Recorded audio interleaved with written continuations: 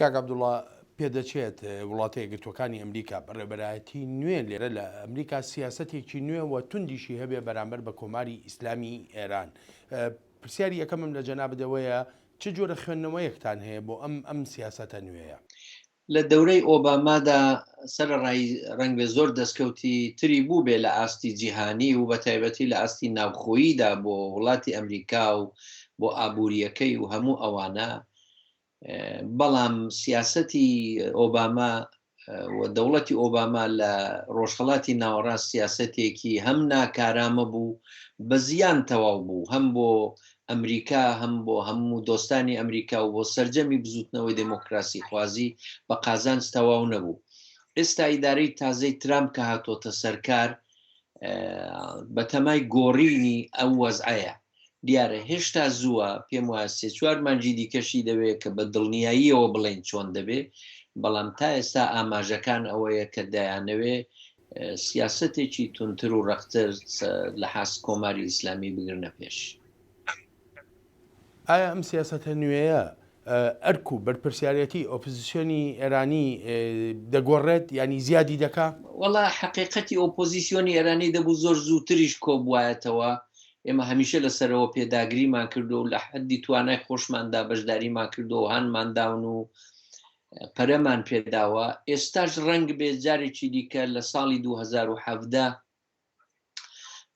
فرسەتێکی نوێ دیسان بخڵقێ بۆی ئۆپۆزیسیۆنی ئێرانی لە دەوری یەکتری کۆبێتەوە، کۆنفرانس و کۆنگرە بگرێت، لە یەک نزیک بنەوە، دەنجێکی دلێرتریان بێ لە ئاسڵ و داوەکانی ئێران. با ئەوەش بڵم بە بڕوای من هاتنە سەرکاری ترامپ ئۆپۆزیسیۆنی ئێران تووشی لەوانەیە لێکترازانیش بکە، هەرەوە نیە لێکیان نزیک کاتەوە. ڕنگ بێ هەندێک کەس بە تایبەت ڕێفۆرمیستەکان و ئیسلاحخوازەکان و هەندێک ناسیۆنالیستی ئێرانی زۆر ویا چەپ، هەردووچی چەپی ئێرانی، ناسیۆنالیستی ئێرانی و ئیسلاحخوازانی ئێرانی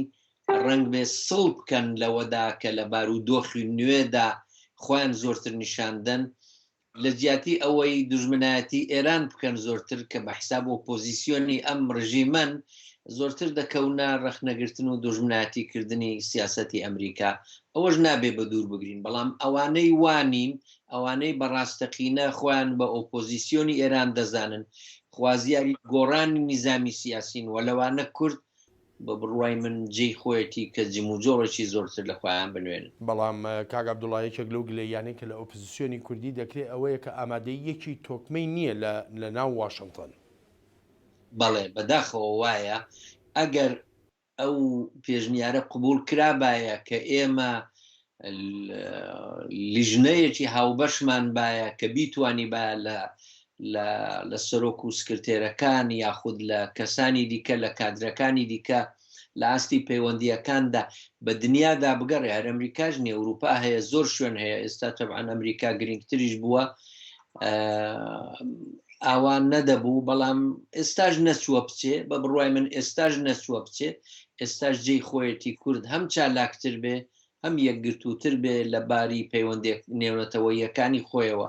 ئێمە کوردی ڕۆژهەڵات زۆر جار منەوەم باس کردووە، پشتگوێ خراوین، بۆ خۆمان دەبێ هەوڵ بدەین و ئەگەری یەکگرتوو بین بە بڕوای من سەرنجی کورد و لە ناوچەکە و سەرنجی هەموو دنیاش بۆ لای خۆمان دەتوانین ڕاکێشی. ئەی کاک عەبدوڵڵا بۆ یەکگرتوو نابن؟ ئەرێ بۆ نابین کاکە، دەبوو ببین، بڵم چی، ئێمە زۆرمان هەوڵداوە لەن وەختی کۆراندنەوەی ئەو شتانە ڕنگ بێ نەبێ، بەڵام بە هەر حاڵ دەبێ ببین و ئەگەر لە ڕابردووشدا هەر پاساوێک بوو بێ، بە بڕوای من ئیتر ئەم سەردەما هیچ پاساوێک وە لەو پاساوە کە حەقیش بێ، بەڵام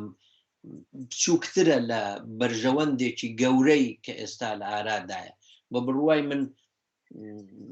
چاکمان ناڵێ مێژوو ئەگەر ئێمە وەڵامی ئەم سەردەمە نەدەینەوە، هیچ کارێکی گەورەژ نییە.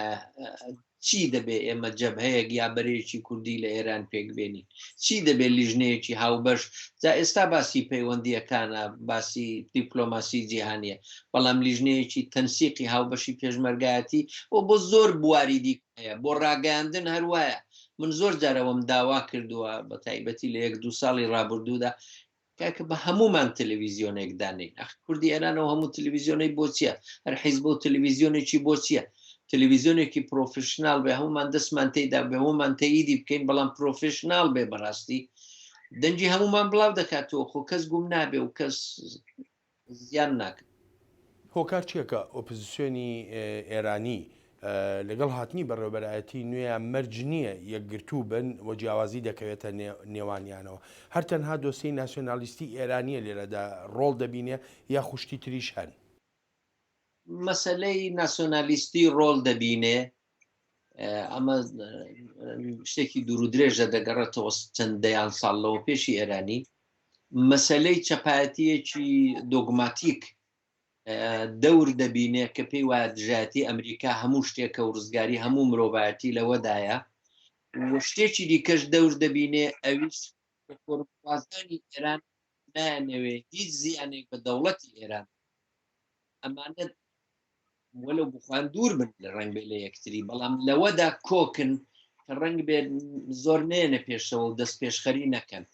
ئەو ئۆپۆزیسیۆنەی کە خوازیاری بەجددی خوازیاری گۆڕانی نظامی کۆماری ئیسلامیە و لە مێژە لەسەر و خەتە بووە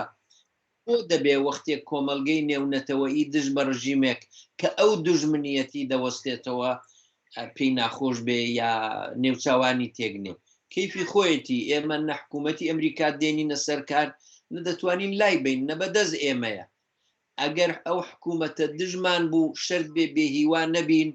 و درێژە بە خەباتی خۆمان بدێ ئەگەر فرسەتێکیش خۆڵقا ئەخر حەق نییە کەڵکی لێ وەرنەگرین بۆ کاک عەبدوڵڵا زۆر سپاست دەکەم تکایە زۆر سپاس بۆ ئێوە